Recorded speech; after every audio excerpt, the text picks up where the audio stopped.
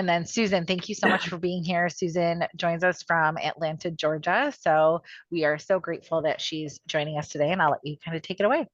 Sure. Hi, everybody. I'm Susan Morley. I have a 23-year-old. She just got her first real job. She's a therapist here in Atlanta. And then I have a brand new 21-year-old who is in her junior year at the University of Georgia. Go Dogs. So we are a double dog family for sure.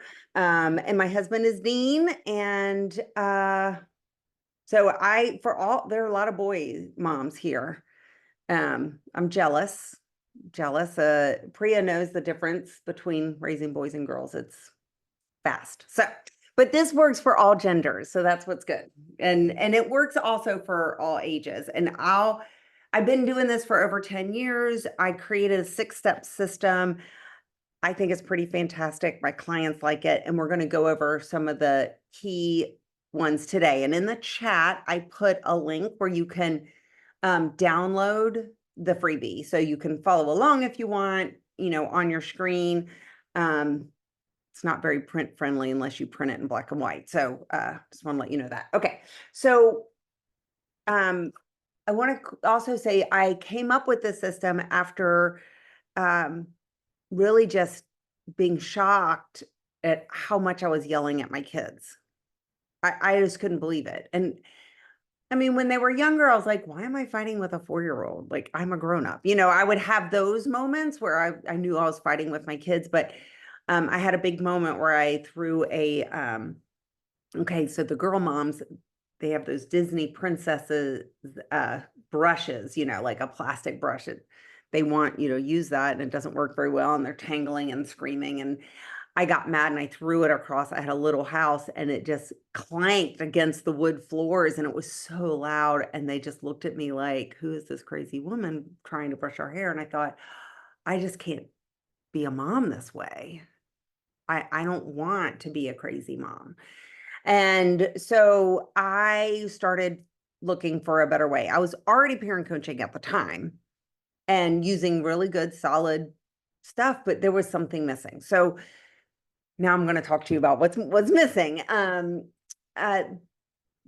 of the first things I have my clients do is create a mission statement. So it doesn't matter if you're a single mom or if you're partnered. This mission statement really helps you stay focused on the big picture. Where do you want to go? Lori, you and is it Aaron? Y'all have a business together, and anybody else, especially if you have your own business, but maybe you work for a corporation, there's a mission statement and a vision. And I have my clients do this for their families as well. If you're partnered, you really can get on the same page with your partner and know what's important. And if you're not partnered, you can share, you'll have clarity on what your mission statement is. So anybody who wants to help family members or even babysitters, you are super clear on what's important to you and what kind of legacy you want to leave in the world for your children. Because we're not all going to live forever. So we're going to leave a mark on the world and through our children is one way we do that. The other thing that's good about a mission statement is that it creates a lot of confidence. And what I found for myself and I see in my clients is when the arguments with the kids happen, it's usually because I'm not feeling very confident. If your child says, Mom, can I have ice cream for breakfast? That's such an easy no. No, you're not having ice cream for breakfast. But if they've already had a cupcake right before dinner and then they eat dinner and then they ask for ice cream, that no is a little harder, because we're not so confident on the no. And so the mission statement creates that confidence for parents. And then the piece that's attached to the mission statement, this is step 2 on my 6-step process, is the vision for your child. And this is probably my favorite out of all the steps, even though this is just part of one step, because the vision, and this is the way I like to describe it, it's the arrow at which you are aiming your arrow. It's the target at which you're aiming your arrow of discipline. And discipline meaning to teach. So what you want your children to learn in life, that the target is this vision. So for those of you with more than one child, you already know that your vision for them is probably different. Children are so different. They come in with their own personalities, their own gifts, etc. And so your vision is going to be different for each one. So we're actually going to do this right now together. And we're going to have a little exercise. It's just for a second. And what I want you to do, and I'm going to write some things down, but just for a minute, if you're comfortable, close your eyes, or you can keep them open, but just stare out into space, or you can look at a picture of your children and just think about them. Think about them at the age of 31. So your child is 31 years old. Just pick one of your children. And what do you hope to see when they're 31? I'll just take you to a moment to think about it. If you have paper and pen, you can write it down. What do you want to see when your child is 31?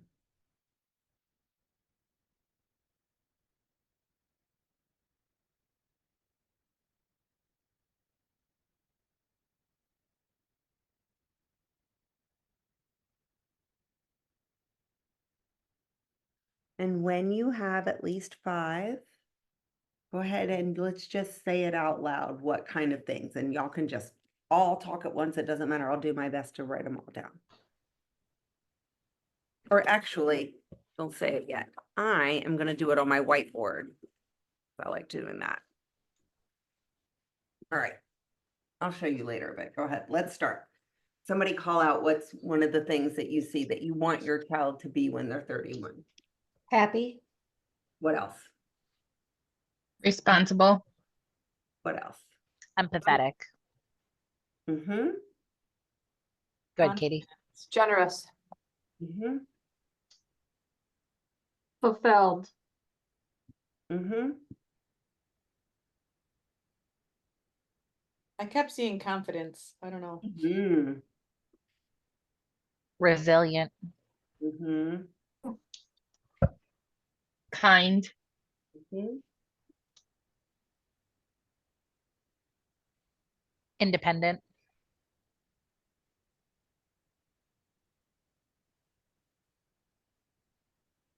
One more. Loving.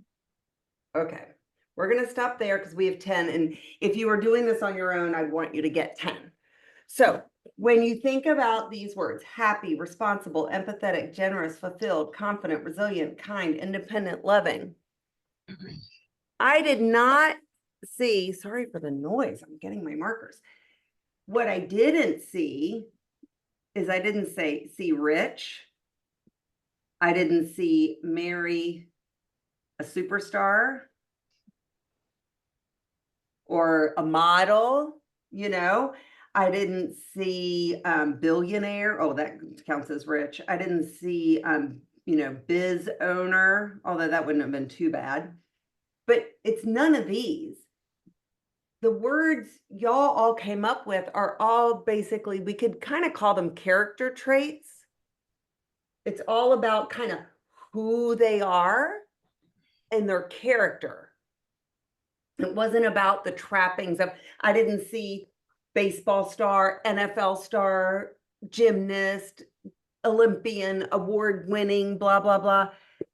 So every single time I do the exercise, I get the same results from you. You give the same results because what we really, really care about as parents is our children's character.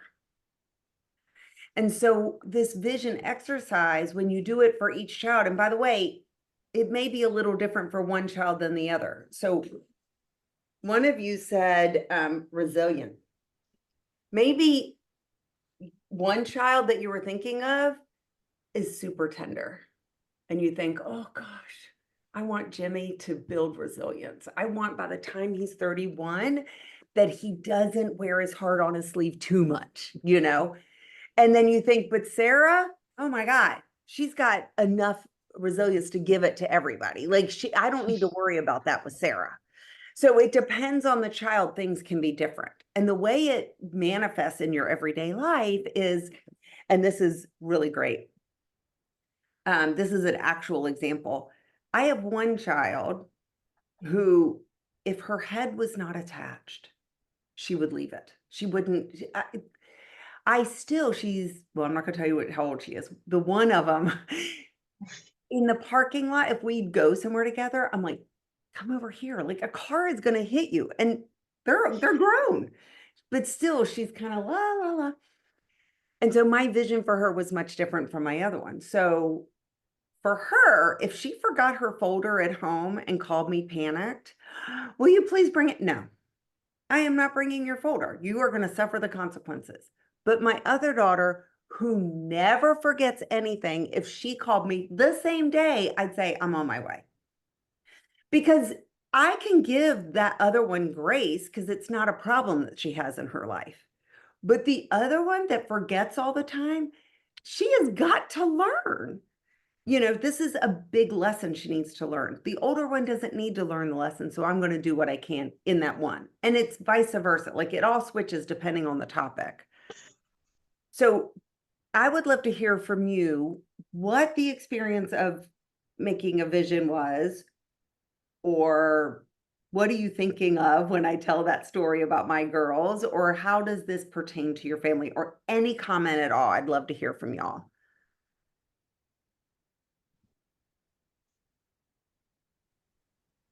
Okay, so based on what you just said, I would react the same way. And yet I also, listening to you, think, how could I teach the lesson?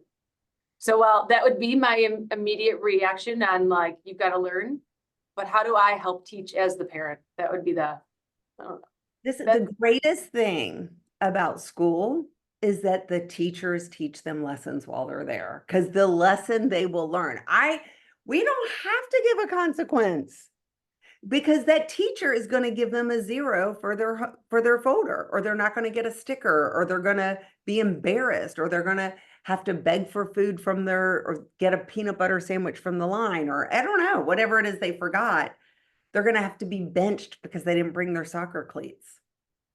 That's going to teach the lesson. And we don't have to. And then when they get home, I say nothing, because there's nothing worse than somebody piling on you. Like let's say you backed into, and I'm being sexist, I know, but let's say you backed into a pole in the parking garage. Not that I have personal experience with that, but let's say you did it and you're like, oh, you call your partner, and you're like, I backed into the pole, da, da, da, da.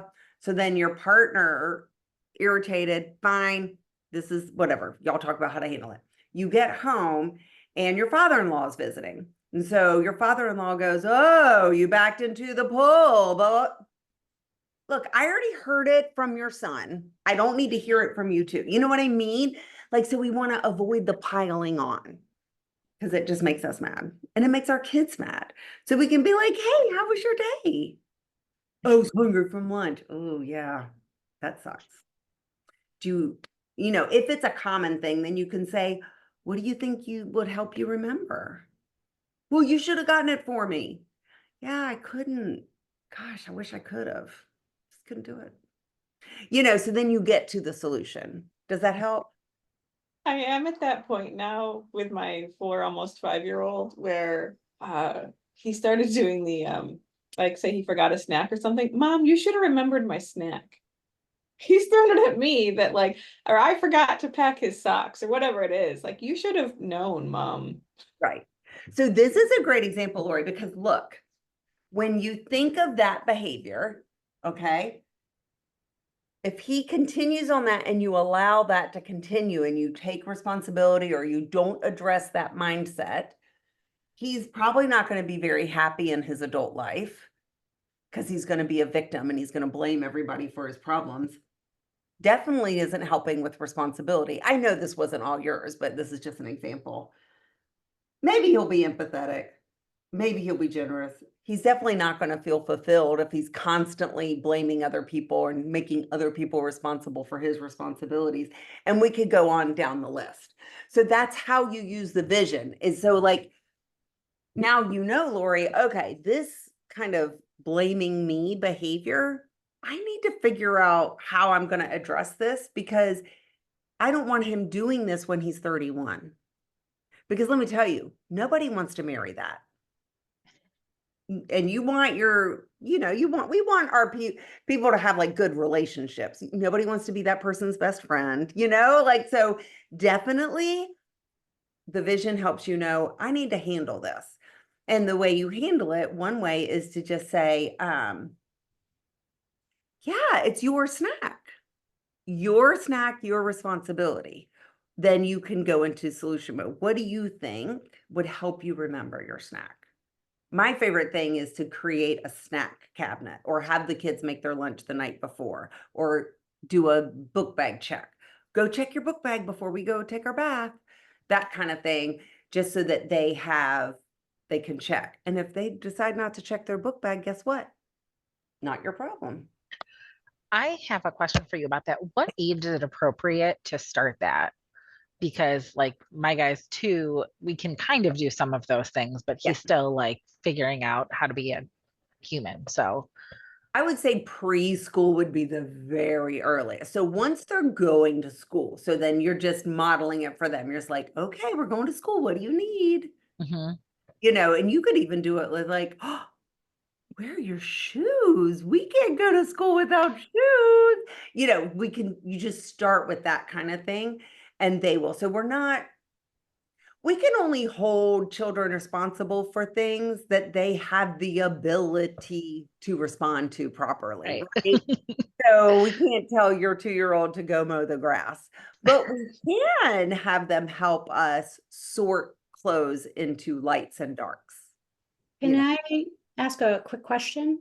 Yeah. Is there a possibility of addressing neurodivergence in ADHD? Sure. Because I have that child who will blame everything on me. And yes, I have said, well, it's not my responsibility to make sure you have everything in your bag. Did you check it? Yeah. Sorts of things don't mean very anything to common. him. Very common with neurodivergence. It's like, it should be a hallmark. Like they should have it as a, your child may be neurodivergent if they are unreasonably putting themselves in the victim mode. It's incredible how often I see it. It's very frustrating. So I don't know when it gets better, but what I can tell you is that I've seen it, and the families that are the least frustrated by it are families who really have good boundaries and limits, express them clearly and consistently, and really know in their heart of hearts it's not their responsibility. Then they tend to be less frustrated than the parents who have guilt or, so for neurodivergency, it's really about very simple, like 1 to 2 step directions, even if they're older, and giving them agency. This is your choice. So I will sit down with you, and let's see, how old is your 10 years old, right? 10. So now's the good time. So oh my gosh, this is a tough age too. So I have a couple of you with 10, so an 11-year-old, 2 10-year-old, 3 10-year-olds. Okay. Harry Potter, the sorting hat, this is what's happening right now for your kids, is they're deciding where they belong. What group do I belong in? And so there's a lot going on for your child right now. It's huge. Oh, trust me, I know. I know, you know. We've had quite the interesting month. Oh my gosh. Oh my gosh. So a little compassion can go a long way. So let's say there's like a lot of emotional friendship stuff going on right now. Then you can say, look, I know you're super stressed and you probably feel like you're pulled in too many directions or whatever language. How would you like me to help you with this snack, with the folder, with the whatever? And because if your child is missing a limb, you're going to say, like, do you want crutches? Do you want a chair? Do you want a wheelchair ramp? Like, we're going to make accommodation. Mhm. And the trick, and this is such an interesting thing, we don't want to accommodate we want to accommodate the child, not the,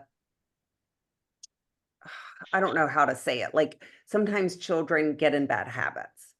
So we don't want to accommodate that. We don't want to accommodate any victimhood or blaming part, but we want to accommodate the child. It's hard to tease that out sometimes. Mm-hmm. Is which. So good communication with your parenting partner is key. Journaling can really help, just kind of noticing patterns, etc. But my favorite is just to say, okay, what is it that you want me to do? Let me hear it. And then listen, really listen. Maybe even say, let me just write it down. And then say, let me make sure I get this right. You want me to wake you up and then feed you a big breakfast and then make sure your book bag is full and then double check that you have a snack and then tie your shoes for you. And you can read everything they said and you want me to do all those things. We're clear. Okay. I can do some, I won't do all. And then you can it's not really negotiation, but it kind of is like saying, look, I'm not going to tie your shoes for you because you and I both know you have the ability to do that, even though you don't like to. The next time we get shoes, I can get you Velcro shoes. But until you outgrow these, this is what you have.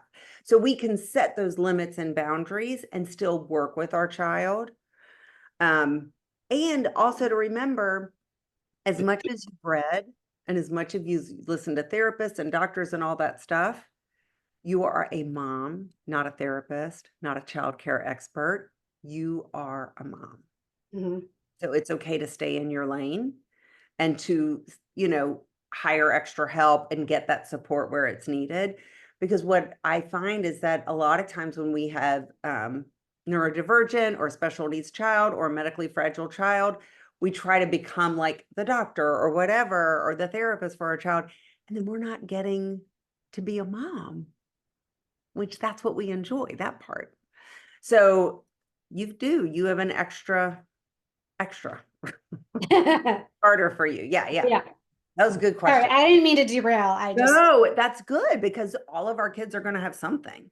Right. So it's important to take that into consideration, but you know your kid best and you know what your kid is capable of, and you can listen to know when they tell you actually, no, I can't. Right. Okay. All right. So that is good for our mission and our vision. And another thing, if it's okay, if I move on, and I want, okay, to talk about, the 5 needs, which is just, this concept just changed everything. So, do I have the book right there? I don't think I do, but there's a theory called choice theory. And choice theory says that basically we all have needs, and William Glasser put 5 of them.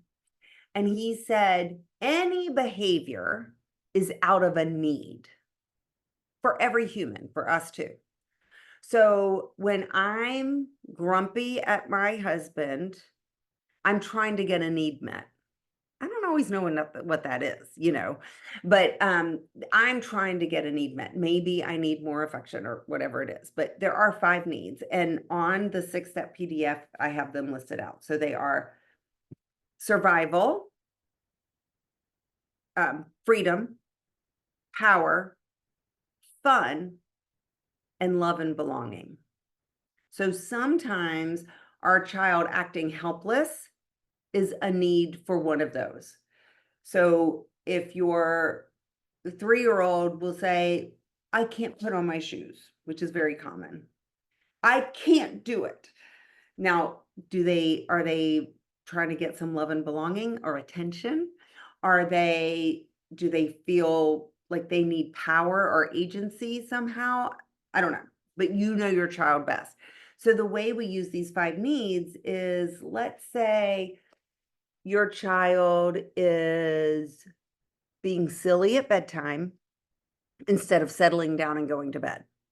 And they want to be tickled and they want to giggle and they want to play games and they're pulling your hair and they're sneaking out of bed and you're like, I'm going to kill this child. What need, and I have a sticker actually that I use. Now I'm going to have to mess this up to find my little sticker. Anyway, I don't know where it is. I have a sticker that I usually give to the show in the thing, but it's either survival. Here it is. It's really old and messed up, but I use it every time. So which need is that child trying to meet when they're being silly at bedtime, do y'all think? I kind of think it's fun, but usually in the moment, I feel like they want power to not have to go to bed. Interesting thoughts. Who else has some thoughts about this? I would say love and belonging, like just want more time, more attention. Anyone It else? gives they freedom to make their own choice and do what they want. So we've had several different answers and you're all right, because it depends on your child. It depends on the circumstances. It could be any of those, but your guess for your child is probably right. So what you do now, okay, great, Susan. They want power. So what? Now what? Like they're not going to bed, right? So what you have to do is you have to meet that need somewhere else. So if it's power, one way to meet that need is to say, it is bedtime. Do you want mommy to tuck you in for final kisses, or do you want daddy to do it? Now they get to choose. They have some power. Do you want to turn the light off, or do you want me to turn it off? Do you want the door cracked, or do you want it closed? You give them those choices so they're feeling like they have power. If it's, let's say it's love and belonging, you can say, do you want me to sing a song with you? Or do you want me to start a dream for you? Or do you want me to cuddle with you? Or do you want me to rub your back? So you know your child best. So whatever you think it is, you can try to meet that need. And it could be, the need can be met not in the moment, but then you think, okay, that time was a nightmare. What were they trying to meet? Oh, freedom. You know what? They're getting older. I think tomorrow I'm going to say, I will drop them off at the top of the street and then let them walk home while I drive the long way around and meet them in front of the house. So they get a little freedom walking just half a block to your driveway. Just, you can give those things throughout their lives, like through the weekend and through the week and different things like that, picking their clothes or helping you plan meals and let them pick the apple that you use for the apple pie. Just all those things add up and it matters to them. So when they're misbehaving, they are communicating that they have needs that aren't being met. And when it comes to the fun need, I already know what you're thinking. My God, Susan, this child has so much fun. It couldn't possibly be more fun, but it probably is. Like they just love fun. So then you have to be very honest with yourself. How fun is it after school in my house? Am I barking orders? Am I sighing and going, oh, you're making a mess? You know, how much fun is it? It doesn't mean you have to play with them, but how much fun are they having in the afternoons? Maybe your child is such an extraordinarily extroverted extrovert that they need to be out playing with other kids. Great. Make the play dates, like get out. Maybe they need to just sit at the counter and talk to you. Fine, you don't even really have to listen that deeply. You're just letting them blow off steam, which my mother used to say, "Oh, honey, my eyes are closing." And I would say, "That's okay." I had to get it out. I didn't care that she was asleep while I was still telling her about my day. I didn't need her to listen. I just needed to get it out. So you know your child best, and then using this to meet the needs of your child provides them what they need so that they misbehave less. Now, this is just plan A. Plan B is I am doing all I can to meet their needs, and they're just misbehaving. I told them not to climb that tree. We go to the climbing studio. I let them climb other trees. This is just the forbidden tree, and they climbed it anyway. Okay. Time for some discipline. Discipline means to teach. And so, well, I just want to go through so much, but discipline means to teach. So it doesn't necessarily mean they're going to have a consequence, and it doesn't mean they're necessarily going to have a punishment. It just means that it may be time for them to learn a lesson. And I don't know how they're going to learn a lesson. Sometimes they'll learn a lesson because you're going to get Aesop's fables from the library, and you're going to start reading those fables or fairy tales, or ask the librarian, "What books do you have on dangerous behavior for my rambunctious son?" Like, that they learn through that. Maybe it means talking to the teacher and coming up with a plan together. And maybe it means because you climbed that tree, you disobeyed me. I told you not to climb the tree. You climbed the tree anyway. So you're going to go to bed an hour early tonight, and your little brother is going to stay up later than you are. That's like the worst punishment for an older child, by the way, is that they have to go to bed before their little sibling. So you can decide those little things. Now, there's not one therapist or pediatrician that I know of that would get mad at you for providing that kind of a consequence. It's in a climate controlled room. They have lots of toys in their room. They've got blankets, and it's soft and it's comfortable. They're fine, but they might cry and scream and get really mad for an hour before they finally cry themselves to sleep. So it's not like even mean. They're going to think it's mean, but it's not mean. So what are your questions or comments about the 5 needs? It sounds like what you're saying is like figuring out what the need is. Because originally I thought what you were going to say was like, okay, in that moment, like addressing it differently, which you gave some examples, but it almost sounds like you're saying, think of it in greater context of like your whole day with your kid, and where can you infuse that need in other areas so that it doesn't show up in that way. Is that what you're saying? Yes, I'm saying both Okay. of those things. Absolutely. I'm saying both of them. So you might only like at first, when you're trying to apply the 5 needs, you're going to be like thinking at the end of the night, okay, you're going to remember the disasters we always do. When they wouldn't get in the car, what need were they trying to meet?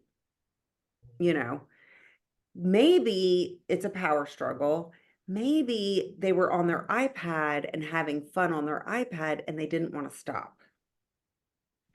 So for that example, tomorrow, when I have to tell them to get off their iPad, I'm going to ask them, do they want to race me to the car, but we have to hop like a bunny and see who wins? That would be more fun than the iPad. You know what I mean? Like, if you determine it's fun, usually it's power when it's like constantly a power struggle with a child over something. When they're not eating their dinner, for example, if they refuse to eat, if they will only eat a certain food like that, you're like, okay, this is where they have a lot of power. It's usually around food. Also clothing. Yeah, I refuse to wear that, unless it's itchy, because some kids are super sensitive to the itchy and the tags. Yeah. What other questions? I kind of covered discipline in that one too. So if you have any questions about that, definitely let me know. I want to teach you a quick technique. as we're drawing at the end of the hour. It's called the thinking chair. I already kind of alluded to it, but this is such a good technique that helps you be a really good listener. So I say, find your favorite chair and get your favorite non-alcoholic beverage. This is important. We don't want to give our child a message like we need alcohol to listen to them. So get like an iced tea or something. There's enough messaging about that already, but so you want to get super comfortable. A chair that you can get really comfortable in, maybe with a blanket and a pillow, just like know which one you want to sit in. And then when your child is kind of arguing with you, so I'm really shouting out to, let's see, Preya, you're right in the thick of it. We've got Nancy, Christy, Aaron, especially y'all, everyone, but especially them. Your child is going to argue with you big time.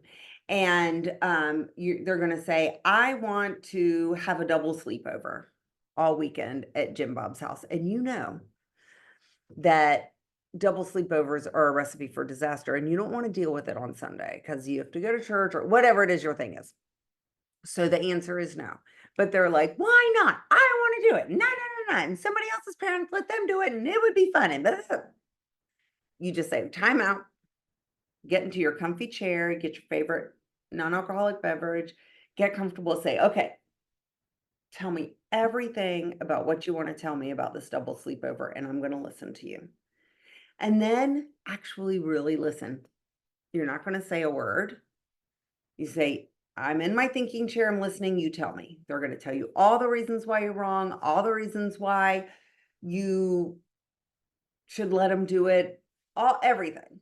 Now, maybe 2-3% of the time you'll change your mind, but most of the time you're not. But that's okay. You be open-minded for real. Then you say, okay, I'm going to think you go away and I'll come get you when I've rendered my decision. Then you can nap, stretch, do yoga, relax, just meditate, whatever you want. You've got time. Just relax. Then you go to your child and you say, I have thought about everything you said, and I heard that, and then you can kind of respond like, I heard that it's really important to you because of this and that, and this is, this is it. And I got to tell you, the answer is no. We're not going to do a double sleepover. If you want to know why, I'll tell you, but I'm not changing my mind.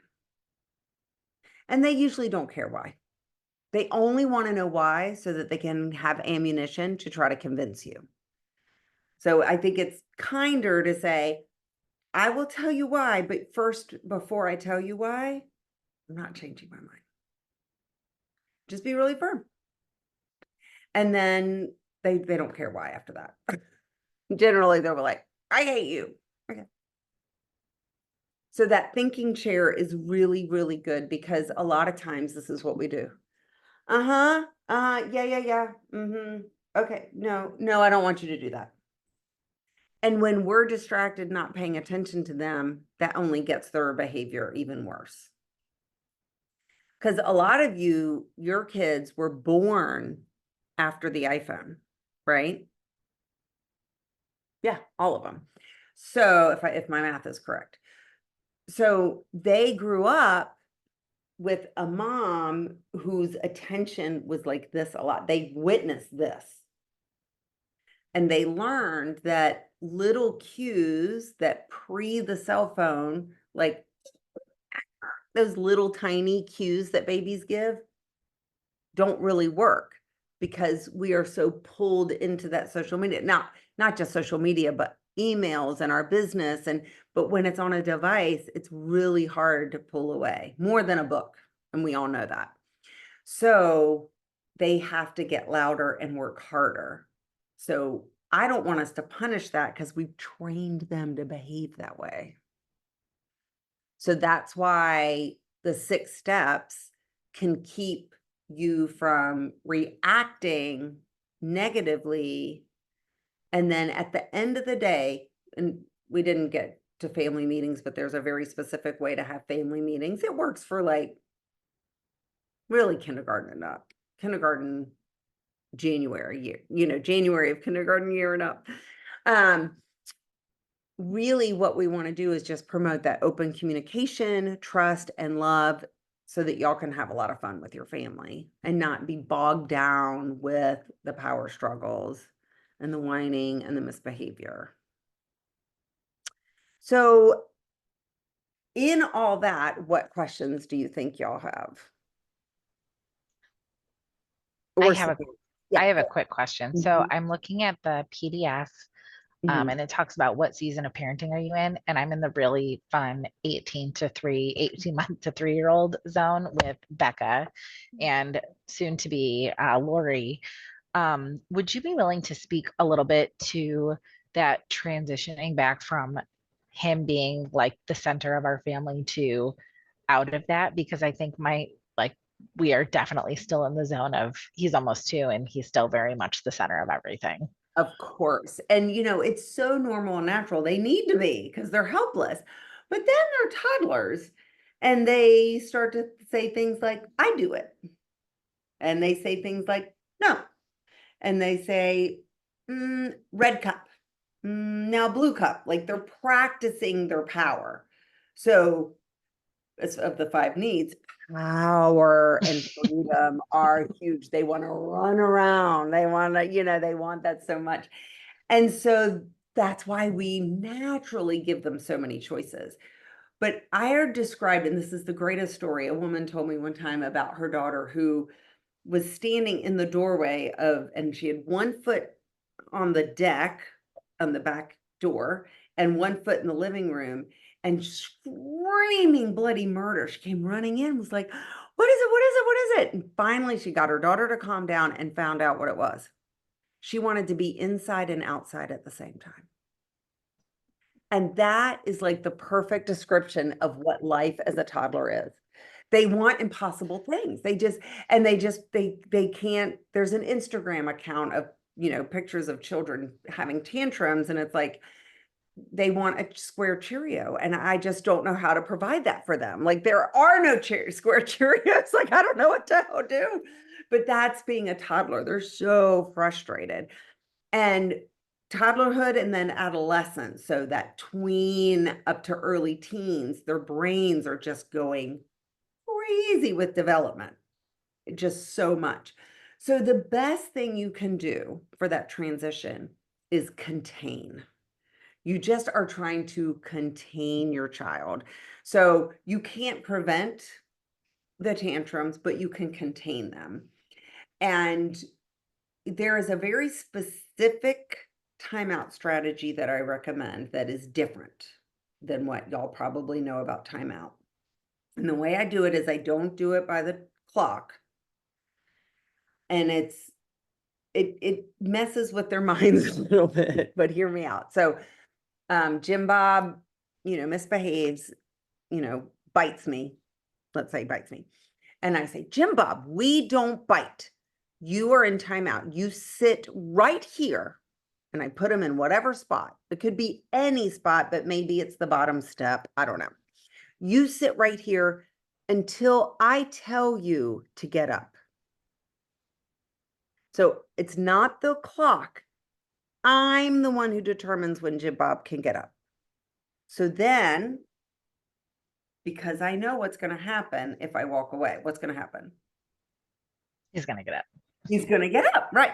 So I'm going to turn my body, but keep my eye. And as soon as I see those little muscles contract like he's about to get up, because they're skinny, you can see it, or you can even see it in their eyes. They're like, I'm going to get up. Then I say, you can get up now. And I even point.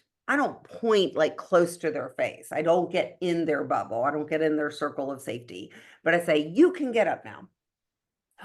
What do you think Jim Bob's going to do? Not get up. Right. He told me I can get up. Well, I'm going to sit. Fine. Sit all you want. But see the conundrum it puts him in? Now he's like, ugh. I want to get up and have my freedom, but she told me I could get up, so I don't want to get up. And it does frustrate a toddler, but it's good for their development because now they have a choice to make. I'm either going to obey my mom and get my freedom, or I'm going to disobey my mom and sit on the step all day. So it helps them learn that when they obey their mother, they have a good life. And so use that technique to get you through that transition. And it doesn't work for older, and it doesn't really work for younger. It's really designed for that independent, strong-willed toddler, because you want them to learn when you listen to mom, when you listen to dad, life is good. You want them to learn that so that you're setting up the building blocks for my life is so much better when I don't sneak out at midnight, like, so you want to kind of set that up that they listen to you. I'm not saying they're not going to sneak out at midnight, but it improves the chances. Yeah. Thank you. That's really helpful. Can I jump on that one a little bit? So my almost 5-year-old, and I don't know if you specifically addressed this or not, but when you said that center of the family thing, it really got to me, because I think when they are babies, you treat them like they're the center of the universe, and then like everything revolves around them and their needs. And now he's getting to that age where it's no longer true, but he still thinks it is. Yeah. Like, am I too late? I feel like I might be too late for that technique. But like, how do you explain that like you are part of a family and you are no longer the center of it, especially because he has a new sibling. But I feel like this is actually separate from the sibling thing, to be honest. Separate, but your baby is the center of the family. You have to revolve. Oh my God, like your day revolves around the nap time and the changing of the diapers and like and the feeding, like it has to, because we need the baby to survive. So it's not too late. Here's the good news. I'll start with the good news. The good news is that your 5-year-old is probably at least a little smart, and their brain can figure stuff out much more quickly than a toddler's brain. So the transition for you is going to be a lot shorter. So it's not going to take as long as if you did it when he was a toddler. So that's the good news. So the way you do it is you start saying no a lot more. You start saying not now more often. And you say no for no good reason. Mom, can I have a carrot? No, not now. Why not? It's not time for a carrot. Just practice saying no to him so that he can increase his tolerance of disappointment and realize, my mom is the keeper of the carrots. My mom is the keeper of the food. Now, I love having a snack drawer for kids, or, a snack shelf in the refrigerator so they have agency and they don't, they're not completely micromanaged, because that wouldn't be good. But you need to start practicing saying no. And that is what teaches him that he doesn't always get what he wants. And it's going to increase his resilience. So we can go back to the vision. So it's going to make him more responsible. It's probably going to make him more patient. That's not one of them. It's going to help with his independence and his confidence and his resilience. And so, I would just take it one day at a time and just start practicing saying no to him more. And don't explain yourself. If he says, why not? You can say, well, I'll give you a reason. Dinner is soon, and I don't want you eating before dinner. You're going to, have macaroni and cheese tonight, and I don't want you to fill up on carrots, although that sounds backwards, but okay. But you don't have to explain, I'm your mom, I get to do what I want. I don't want you to explain that piece, because I just want you to demonstrate it without any words. And if he keeps flipping out after you've said no, you can tell him, okay, you are now disturbing the family peace, so you're excused to your bedroom until your body is calm. And I'll know it's time to get you when I don't hear you screaming or crying. Now go on. So you can do it without yelling. You can do it very calmly.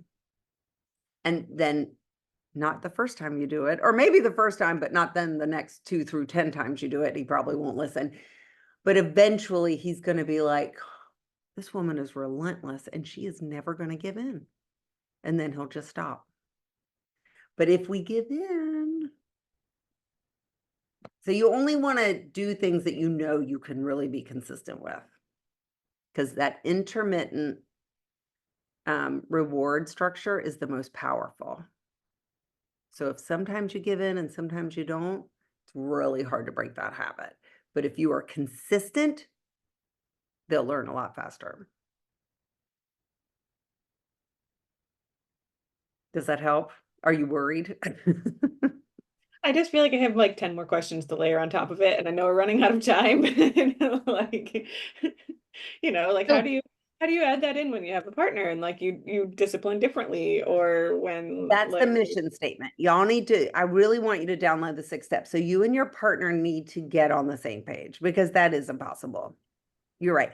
So what I'm hoping is that this today, you're like, oh my gosh, we're not on the same page. We're not on the same page. And there's, I have the steps in the order for a reason. You don't have to go in order, but I do have them in order for a reason, because the other stuff is not going to work if you and your partner aren't on the same page. And so you really have to start knowing where you are in your season of parenting. Like you said, I think I'm in season 1. I should be in the decade of discipline. I need to turn that around. Oh, but my husband and I need to be on the same page so that we can turn it around. And there's a million ways to do a mission statement. You can use Stephen Covey as a good one. People on the internet, I'm sure there's a million TikToks about it. You can find that information. I have for my clients, I have a little worksheet, but there's just so much resources available to do it. If you have a religion that you follow, they'll probably have one, or you could go to pastoral or whatever counseling, to get that support too. And then the rest can kind of fall in place. But you're right. Y'all have to get on the same page. Doesn't mean you're exactly have like perfect alignment, but your kids need to know when mom says yes, dad is going to say yes. When dad says no, mom is going to say no. They need to know that. thank you. You are welcome. I feel like at least try to have these conversations with my husband, but this gives me like a place to come at it from, like to start that conversation, and I think that'll be good. So thank you. Yeah, we get stuck into ruts. We're like, I don't want to talk about it. Ugh. But this kind of does force it. And there's an actual piece of paper that you can have. Say, oh, look at this piece of paper. This is what I think. And then when I did it with my husband, I don't know why I'm whispering, he's not here. When I did it with my husband, we were on a road trip to his college reunions. We were going to Raleigh, North Carolina. And I just started asking him questions. And then some of the answers, I was like, that hurts my feelings. It was like that. But I needed to hear it. So, because I thought, I'm a parent coach. I'm doing this so well. Guess what? No, I really wasn't. So yeah, it's not the easiest conversation, but it's so important. Sometimes it's easy. Some of y'all are like, oh, well, good for you, but that was not my experience. Awesome. Well, yeah, I've got a lot to think about. Did anybody else have any questions for Susan? I just have a follow-on question to that point about so obviously first step is getting like you and your spouse on board. But if your child spends a lot of time with another family member and you know that there are not a lot of no's being said, how do you, because I can be as consistent as I want with my no's and not change my mind, but it feels like it doesn't really matter because he still thinks I'm going to. Right. So you have a 10-year-old. Okay. So your 10-year-old absolutely knows there are rules at school and there are different rules at home. So for a 10-year-old, it's not as difficult unless this has been the situation for a long time. Well, not school, family member. No, with another, like grandmother. I know. But your child understands the concept. We act one way at church, we act a different way at school, and we act a different way at home and a different way at a funeral. Like they understand that concept. So they are old enough to understand the concept that grandma has different rules than us. And trust me, I have had grandparents come into the coaching session and I have had to have a session with them, nannies, grandparents, etc. I've done it all. So what first comes is a conversation. Whose parent is it? Not yours. Right. Okay. I knew that. Okay. So first you got to have a conversation with husband. We need to talk to your mom about this. So y'all need to get on the same page about talking to mom. And then you need to talk to mom. So a lot of times it's like screen time and candy, you know, those kinds of issues that they're allowing. And it can cause bigger problems. So once you decide, look, we have decided that our children are only going to get toys at Christmas, Easter, Hanukkah, and Purim, and their birthday. And that's it. And we're telling you now, no more gifts. If you go to travel somewhere and you get gifts, save them for one of those 4 holidays. I just mixed 2 different religions, but whatever. So you just lay down the law. And if they can't respect your boundaries, then you and your husband have to have a conversation. Are we gonna get someone else to care for our child because this person is not respecting our boundaries? My guess is she will. But you have to be on the same page first and be very clear. You have to be super clear with what the boundary is. Okay. But yeah, they need to be on the same page. We've had a conversation. This is what we've decided our mission statement is. And remember, it fits on the front. I didn't tell you this already, but a good mission statement fits on the front of a t-shirt and is readable, not 2-point font, like only a few sentences. And you say, this is our mission and we want you to help us. And some of this mission comes from you because you were such a wonderful mother and created such a wonderful husband for me. And so can we count on you to help us with this? Like you get her involved in that. Good Makes luck. sense. That's a tough one. Thanks. Yeah. And you blame 10 Susan. years. You blame Susan for the mission statement and all that. So that's not your fault. I got homework from this lady. She told me. Yeah. Awesome. Absolutely. Okay. Well, thanks you guys so much. I really appreciate you letting me come on and blah, blah, blah for an hour. You have the link there to the 6 steps, and please just reach out. My email should be on there. If you want to do a free consult, you could absolutely schedule it there. I also have something called a behavior audit that if you're like, what's going on, you can schedule one of those too as well. I think it's on my website. Awesome. Susan, thank you so much. And I'll send you the recording. Sounds great. Bye, Thank you. everybody. Thank you. Bye.